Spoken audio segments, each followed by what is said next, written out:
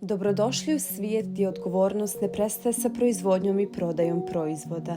Danas istražujemo koncept proširene odgovornosti proizvođača. Na našem tržištu se svakodnevno plasiraju razni proizvodi i ambalaža.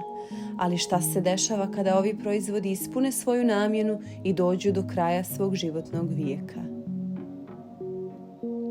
Nažalost, većina ovih proizvoda i njihove ambalaže završavaju na deponijama ili u prirodi. Kako bi smanjili utjecaj ovih proizvoda i ambalaže na životnu sredinu, moramo unaprijediti njihovu cirkularnost.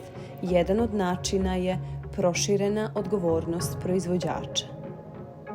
Novi zakon o upravljanju otpadom nalaže da privredno društvo koje stavlja na tržište Crne Gore električnu i elektronsku opremu, vozila, baterije i akumulatore, gume, ambalažu, plastične proizvode za jednokratnu upotrebu i ribolovni alat koji sadrži plastiku ima obaveze u okviru proširene odgovornosti proizvođača. Proizvođači treba da igraju ključnu ulogu u upravljanju cjelokupnim životnim ciklusom svojih proizvoda, čak i onda kada postanu otpad. Oni su odgovorni da organizuju sakupljanje, transport i sortiranje otpada koji nastaje od njihovih proizvoda. Naravno, bitna je i naša uloga kao potrošača, naročito u pravilnom odvajanju i odlaganju otpada.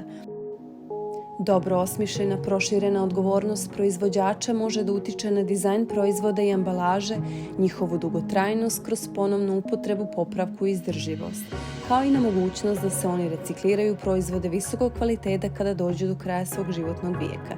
Na taj način se povećava stopa reciklaže, odvojeno sakupljanje otpada i smanjuje utjecaj na životnu sredinu.